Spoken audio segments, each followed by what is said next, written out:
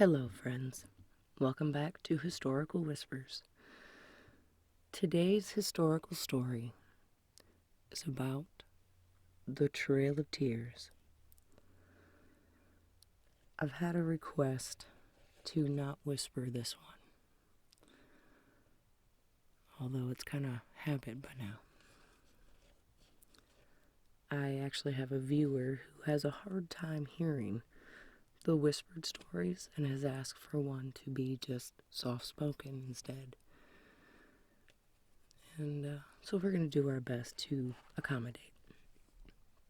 And if this works for him, then we're going to do a soft-spoken version as well as a whispered version for those of you who love the whisper tingles.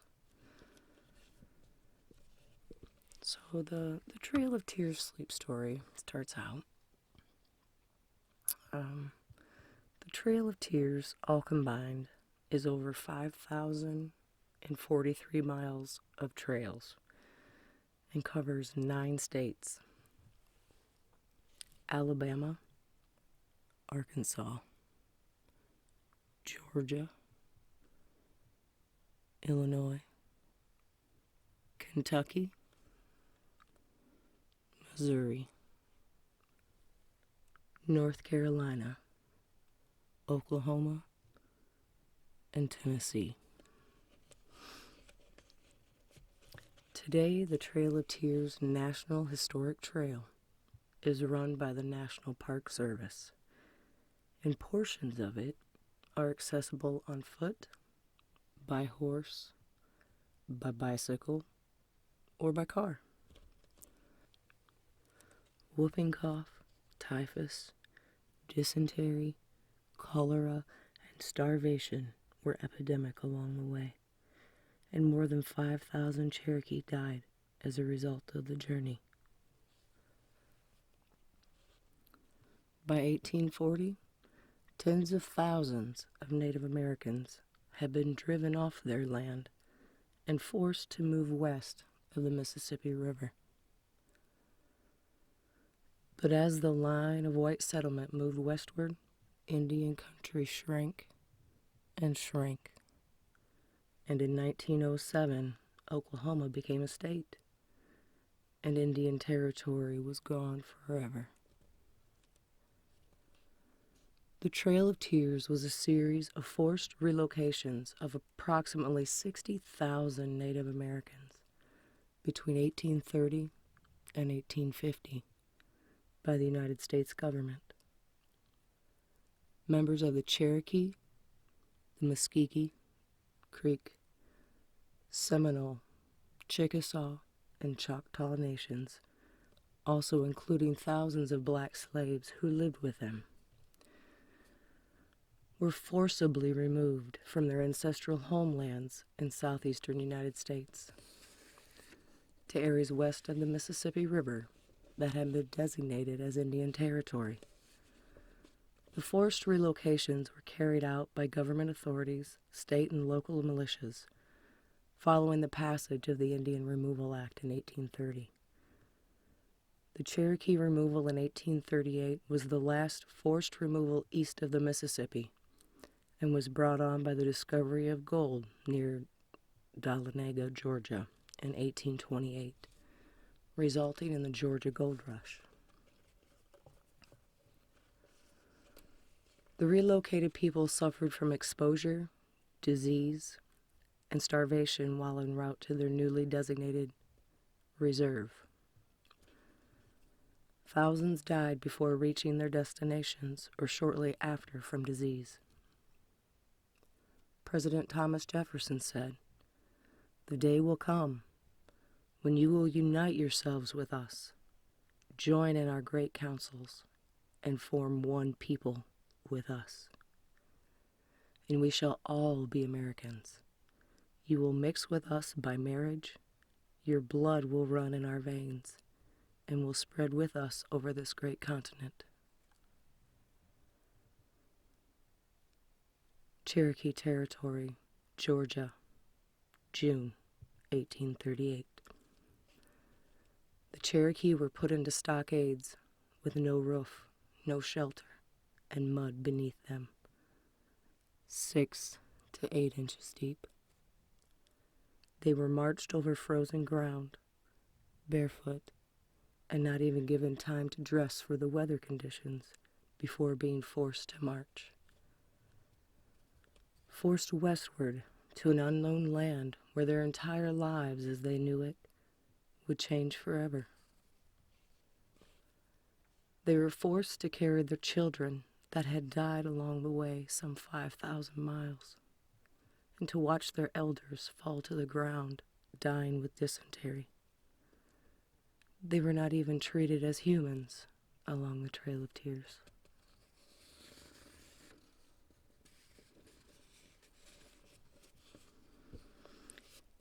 Andrew Jackson once said, "Is it supposed that the wandering savage has a stronger attachment to his home than a settled, civilized Christian? Is it more afflicting to him to leave the graves of his fathers than it is to our brothers and children? Our children by the thousands yearly leave the land of their birth to seek new homes in distant regions. And does humanity weep at these painful separations? Far from it. It is rather a source of joy." That is a quote of Andrew Jackson from Eastern Tennessee, June 1838. Nothing pierces the heart like the loss of hope. Thousands of Cherokees snatched from their homeland, forcibly marched thousands of miles to an unknown place, so their property, their sacred homeland, could be taken over by white settlers. Ever since first contact, the lives and spirit of the natives lie in peril. European disease killed tens of thousands of natives. The Cherokee were unique in trying to adapt to white culture. They hoped they could keep their homelands, but the hope and triumph of white American settlers would not allow the Cherokees' hope to be triumphant. When the American Revolution came to Cherokee towns, their alliance was with the British, their trading partners. American revenge was swift. Militias from 5 states swept through Cherokee towns, burning buildings, destroying crops, killing everyone they could find. The Cherokee were left with depleted lands and starving people. During the Revolution, they suffered invasions. They fled to the forest where some died. But when they returned to their homes, they found them burned, their food stores destroyed. Now add starvation to the European disease that spread. By the end of the Revolution, the Cherokee were left with nothing, to start over from nothing. In the words of Dragging Canoe, a strong warrior during the American Revolution, "Whole nations melt away like snowballs in the sun. The white man has surrounded us, leaving only a little spot of ground to stand upon. It seems to be their intention to destroy us as a nation." The story goes that when they were forced to leave their mountains and they were almost out of sight, they would turn and face the mountains and thank the mountains for allowing them to live there, and thank them for all of the things they had given them, and also saying goodbye, because they would never see those mountains again. There were 250,000 Indians from 85 different tribes living between the Appalachian Mountains and the Mississippi River. The new federal government could not police such a large an area, so they remained on good terms with the Indians as long as the Indians remained civilized and their lands remained open to white settlers. "We want only 2 things from our Indian neighbors: peace and land." George Washington. According to George Washington, Indians were to be considered the owners of the land they lived on. Secretary of War Henry Knox could not have been clearer. The Indians, being the prior occupants, possess the right to soil. It cannot be taken from them unless by their free consent. To dispossess them in any other principle would be a gross violation of the fundamental laws of nature and of that justice which is the glory of a nation. The government policies of the time were to set up boundaries of Indian land, set up trading posts. The wording from the beginning spoke of the Cherokee as nomadic people. They had homes and home territories. It was there that they would teach the women to spin and weave, which they already did. And they would teach the Cherokee to farm the land. The Cherokee had been farmers long before there was ever recorded history of the Cherokee. What the government really wanted, of course, was their land. Cherokees began to mirror their white neighbors, some even prosperous, growing cotton and living in large plantation houses. Washington, Knox, and Jefferson were all products of the 18th century Enlightenment. They really believed that all people were equal, that culture was not inherited, but that the Cherokee could live and learn just like the white settlers. That all they needed was the opportunity to learn to read and write and become Christians and participate in the technology and the civilization of the day. It has been said that the Indian civilization policy was the attempt to remake Indians into white people, but on a lower level of society. At the same time they were promoting this civilization policy, they were asking the Cherokee to move west, away from the white settlers. Very much a two-sided coin. They contradicted each other. Lawmakers encouraged the Cherokee to abandon clan revenge for written law. They wanted the men to take the lead role, take the major responsibility in farming. See, in Cherokee society, men and women were equal, long before it was ever thought of in modern society. They also shared equal responsibilities. The new civilized settlers expected Cherokee women to behave in the way that white women were expected to behave, tending to housework, raising the children, cooking, sewing, and weaving. In Cherokee society, farming was the traditional domain of the woman. The white settlers encouraged instead the men to do the farming, instead of hunting or warfare. The societies were very different.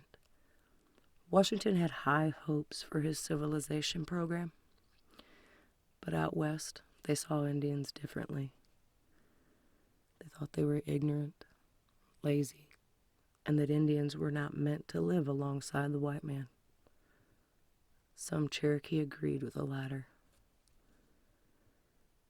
In the words of Federal Agent Return S. Meigs, many of the Cherokee believe they are not cut of the same cloth as whites, that they are the favorites of the Great Spirit, and that they were never intended to live the laborious lives of the whites. By the 1820s, most Cherokees still lived traditionally. Some had accepted elements of the civilization program. Blacksmiths and mills had been built, ferries worked the rivers, and toll roads had been built across Cherokee land, and even Christianity had started to take hold, thanks to the missionary schools. With continued pressure from the government and white settlers, the Cherokee were astonishingly successful at making themselves over. Many Cherokees saw that Christianity was very compatible with their own beliefs, and they saw an opportunity for education within the civilization program.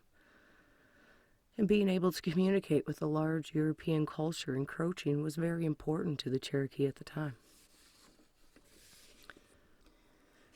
Cotton was planted all throughout the South, and Mississippi and Alabama had joined the Union, and their populations had grown tenfold by 1830. Self-taught Cherokee genius Sequoyah completed a written Cherokee language in 1821 that was so adaptable that within days it could be learned. Most young Cherokees became fluent in the syllabary. Sequoyah knew that white people could read and write, so he knew Cherokees could do it too. Missionaries soon learned written Cherokee language and started translating hymns and the Bible. Elias Boudinot and John Ridge, very wealthy, well-educated Cherokee, moved to Connecticut to study at the Board of Commissioners.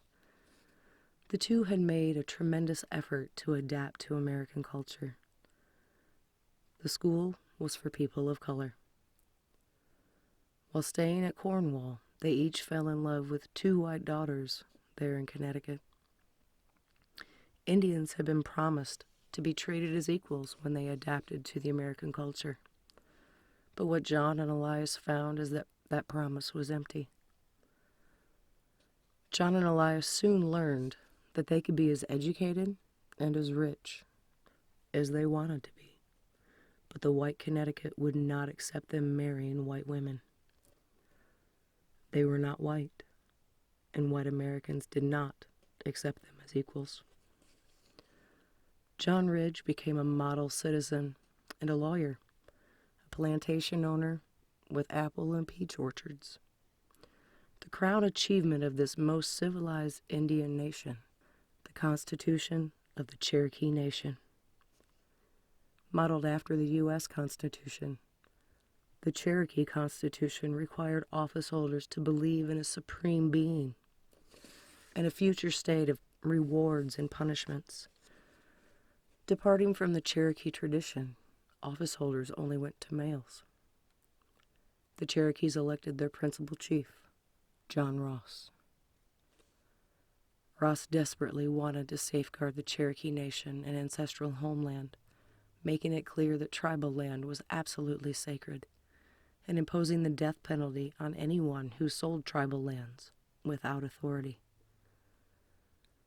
Then the Georgia Gold Rush began. Gold had been discovered near New Echota. White men poured in by the thousands. The first U.S. gold rush. Georgia passed laws prohibiting Indians from digging for gold. Then in 1829, Andrew Jackson was elected president. This was bad news for the Cherokee.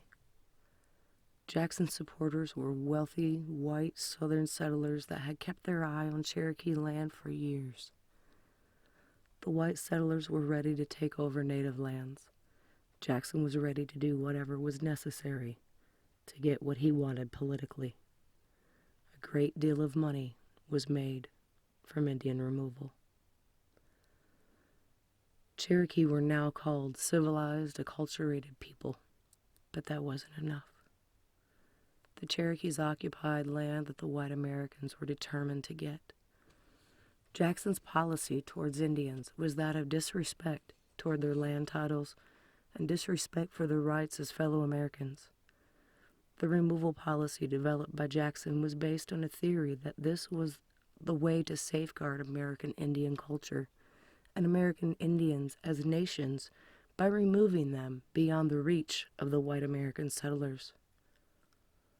Jackson's belief was that they would either move or be overrun, and the Indians, either as a tribe or as individuals, would cease to exist.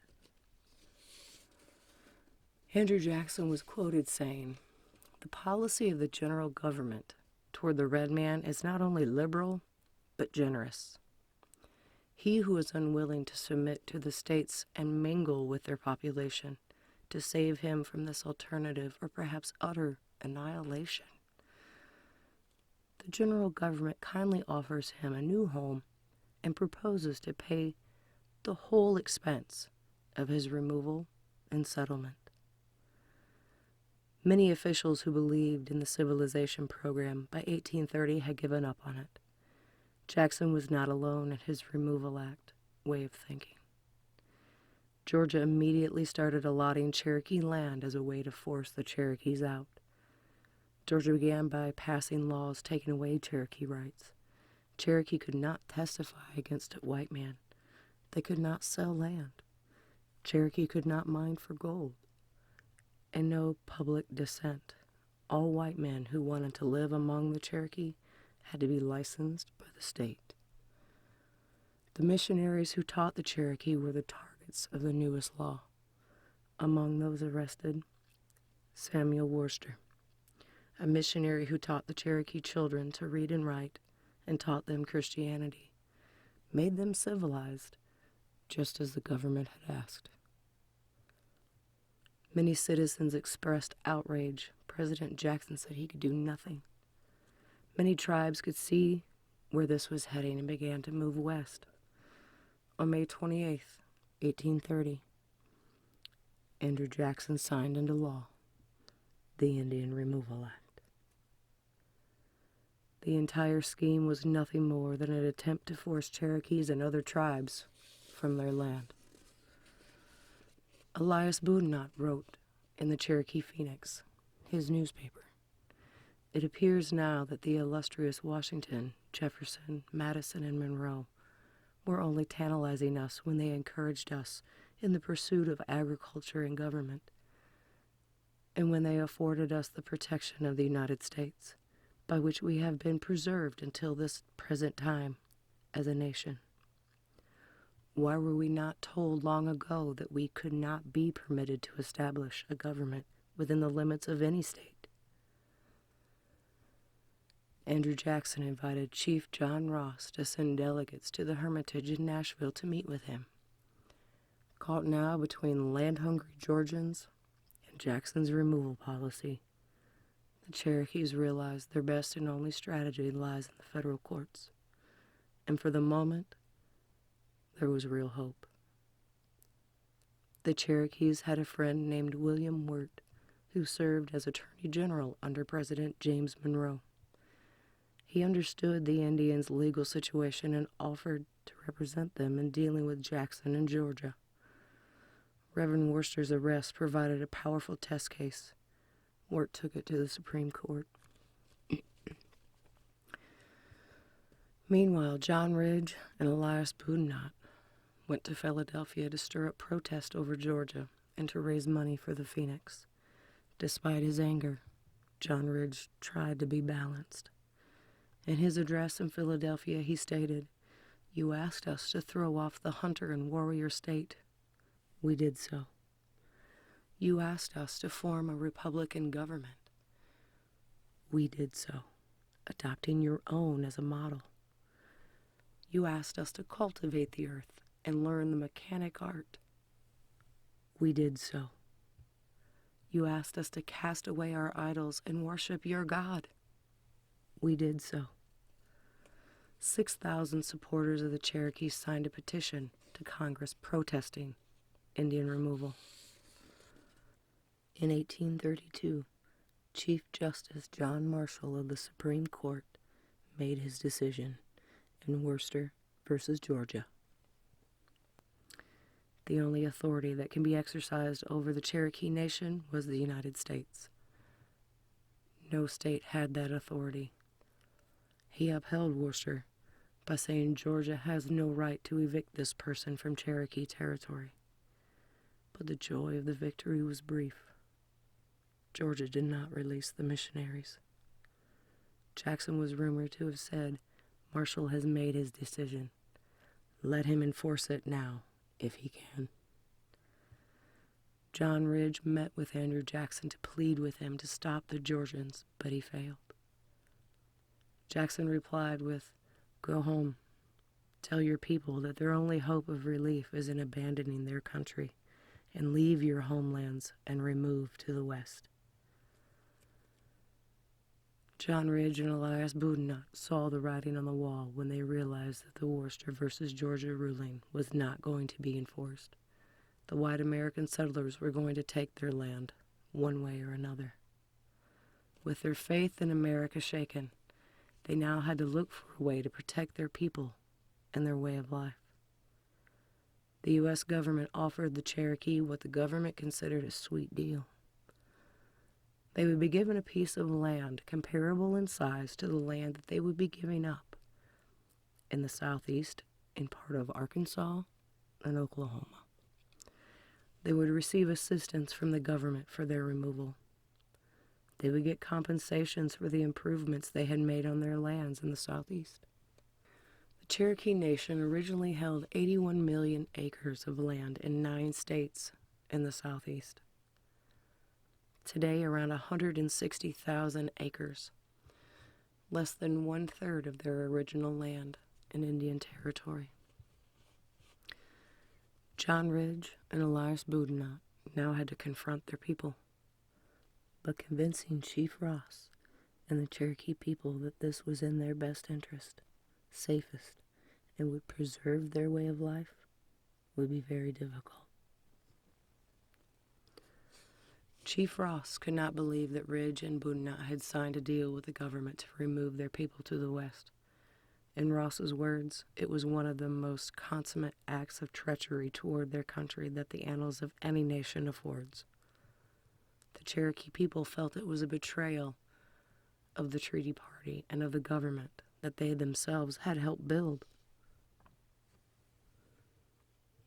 John Ross was quoted saying, "We have been made to drink the bitter cup of humiliation, treated like dogs, our lives, our liberties, the sport of white men, our country and the graves of our fathers torn from us in cruel succession, until driven from river to river, from forest to forest, until a period of upwards of 200 years, rolled back nation upon nation. We find ourselves fugitives, vagrants, and strangers in our own country, and look forward to the period when our own descendants will perhaps be totally extinguished by wars, driven by the point of the bayonet into the Western Ocean, or reduced into the condition of slaves." Elias in the Cherokee Phoenix wrote, "I have come to the most unpleasant and disagreeable conclusion, that our lands, or a large part of them, are about to be seized and taken from us. Now, as a friend of my people, I cannot say peace where there is not peace. I cannot ease their minds with any expectation of calm. When the vessel is already being tossed to and fro and threatened to be shattered by an approaching tempest, Ridge and Boudinot could not contain their anger of the Cherokee traditionalists that claimed that Ridge, Boudinot, and Ross were being given special treatment for not being evicted in the initial lotteries. John Ross went to Washington lobbying that the gold on Cherokee land alone was worth $20 million, not just the $5 million that Andrew Jackson was offering for all of the land. He approached Secretary William Cass to see if the Cherokee could give up only part of their land and remain on the rest. But Cass's answer was no. The president had already outlined his terms to the treaty party, and there would be no new deals. To show that they only wanted to deal with the treaty party and not Chief Ross, in October of 1835, Ross was taken from his home at gunpoint, arrested, and held for 12 days without an apology or an explanation. In New Echota, in December 1835, out of 16,000 Cherokee, only less than 300 gathered and ratified the removal treaty. The Treaty of New Echota was signed on December 29, 1835. Among those signatures were Major Ridge, his son John Ridge, and Elias Boudinot. The U.S. Senate ratified the Treaty of New Echota by a single vote on May 23, 1836. Under the Treaty of New Echota, the Cherokee Nation had to give up its land in Alabama, Georgia, North Carolina, and Tennessee, and leave for Indian Territory in what is now Oklahoma. They had 2 years to vacate the land. The issue of removal raged inside Cherokee country. Thousands of Cherokee protested the Treaty of New Echota with petitions. Ross claimed he was acting as the voice of the people. Ross said the treaty party was acting illegally and against the will of the people. Many members of the treaty party suffered serious consequences. The Cherokee people said that the treaty party only represented some of them. They did not represent all of them. Several of the members of the treaty party knew there would be consequences, and some even stated that they had just signed their death warrant. They still had hopes of survival out west. But for Ross and his anti-removal party, the treaty amounted to nothing less than the betrayal of the Cherokee people. Ross wrote in a letter to President Jackson, "I believe the Treaty of New Echota signed by unauthorized officials in Washington will never be regarded by the Cherokee Nation as a treaty. It is a fraud upon the Cherokee people."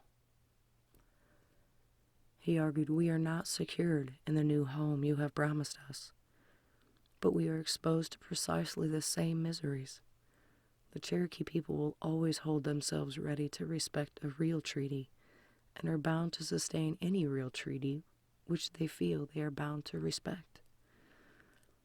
But they are certain not to consider the attempt of a very few persons to sell the country for themselves or our sacred inheritance from our fathers."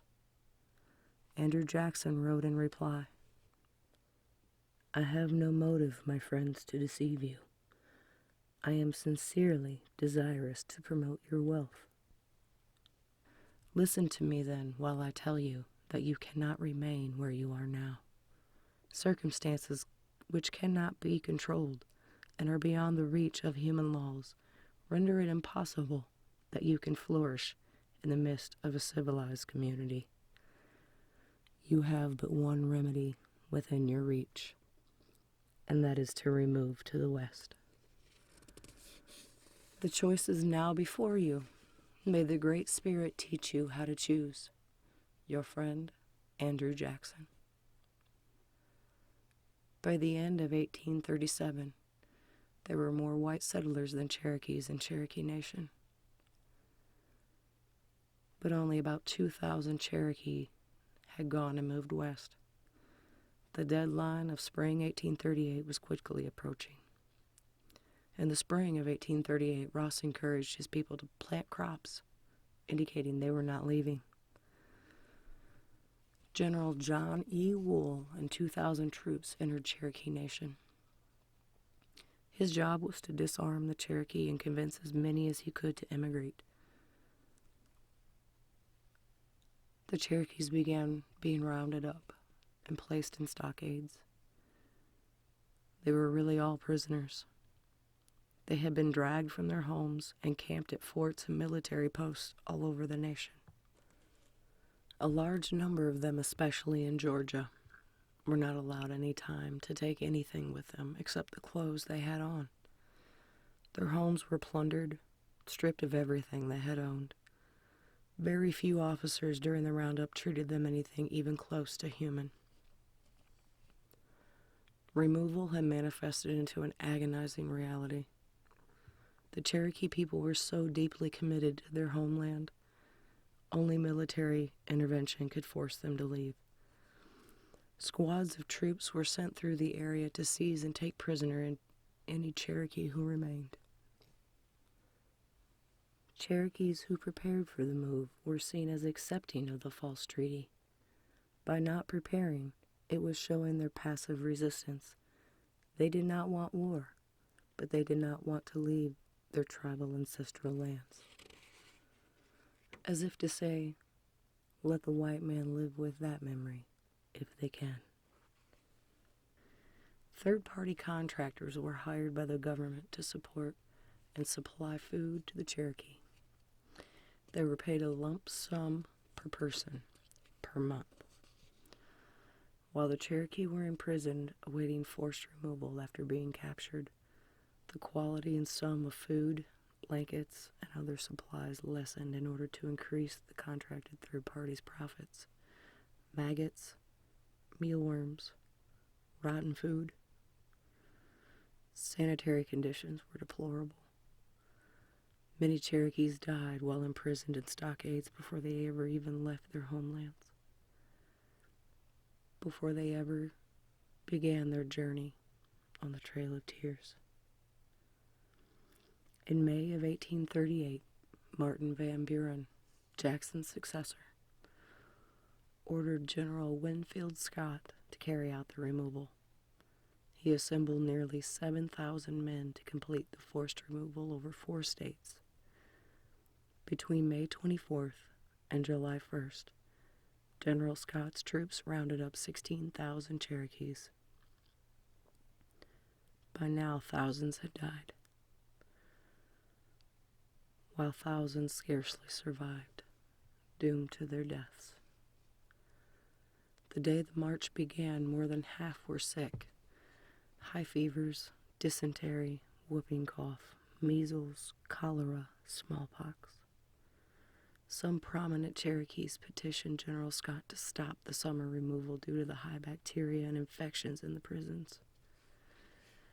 In June, General Scott ordered a halt to the forced removal due to the heat and the sickness of the season until September. They agreed to leave by September 1st by removing themselves, after Scott granted the halt to removal during the summer months. However, there was a horrible drought that summer, and they did not start out until October. In September of 1838, John Ross and 6 others began overseeing arrangements for self-removal. John Ross developed a contract for costs of $65.88 per person for the journey. This came out to 16 cents a day per person for rations and 40 cents per day for a horse or ox. Ross included costs for wagons, horses, drivers, doctors, interpreters, conductors, and other support personnel.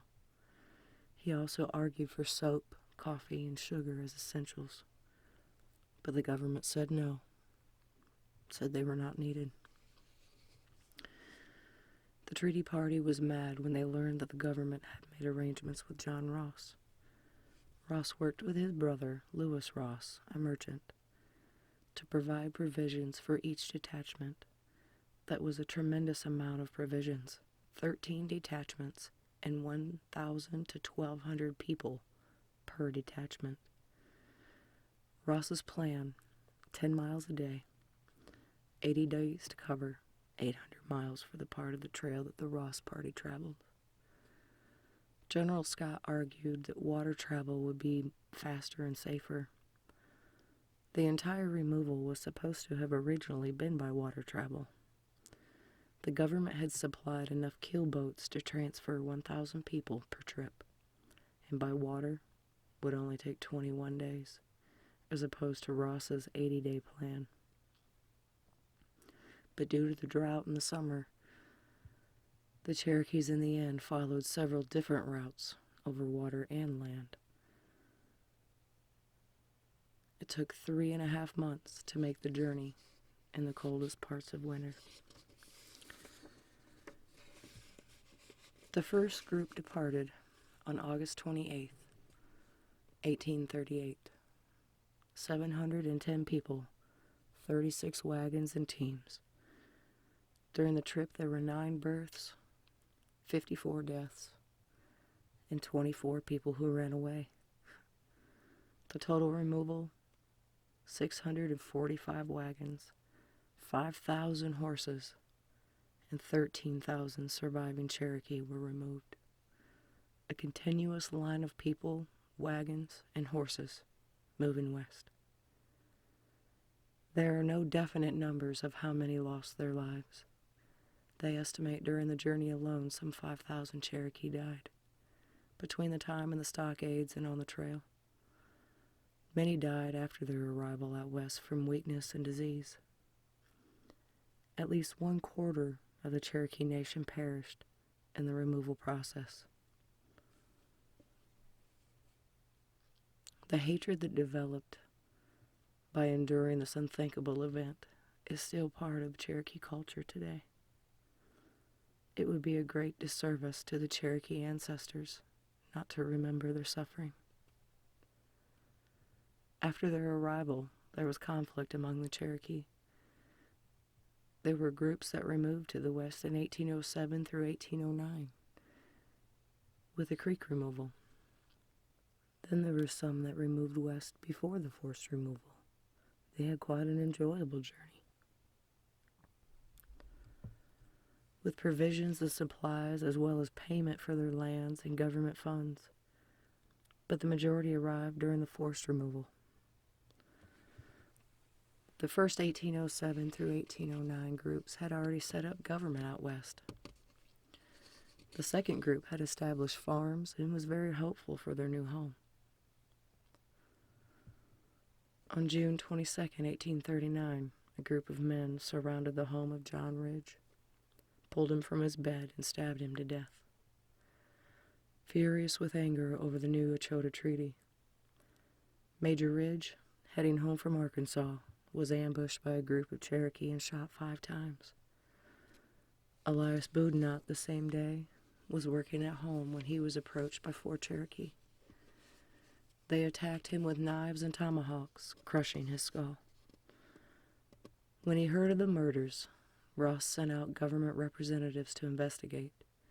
A message brought a note from Mrs. Boudinot stating that John Ross should flee for safety. The Treaty Party supporters of the slain men were putting together a party to kill Ross. His friends assembled 200 men around his home to protect him. The Cherokee government did not sanction the actions. Cherokee law said any citizen who ceded land without Cherokee government approval would face the penalty of death. Many Cherokees saw the killings as justified. The Ross Party and the Ridge Party, though divided, both wanted to see the Cherokee people flourish.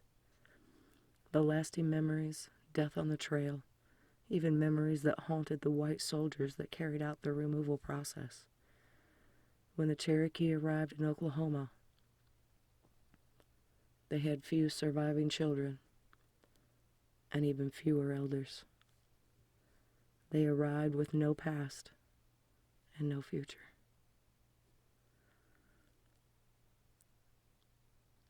What is the legacy left behind by the Trail of Tears? Abuse of power and greed. May we never repeat it.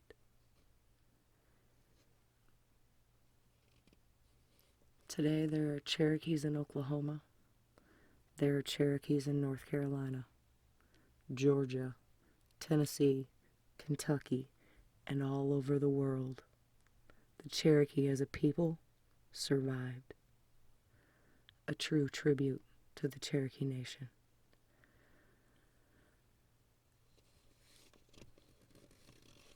And although I am Cherokee myself, I never knew how much I never knew about the atrocious Cherokee removal called the Trail of Tears.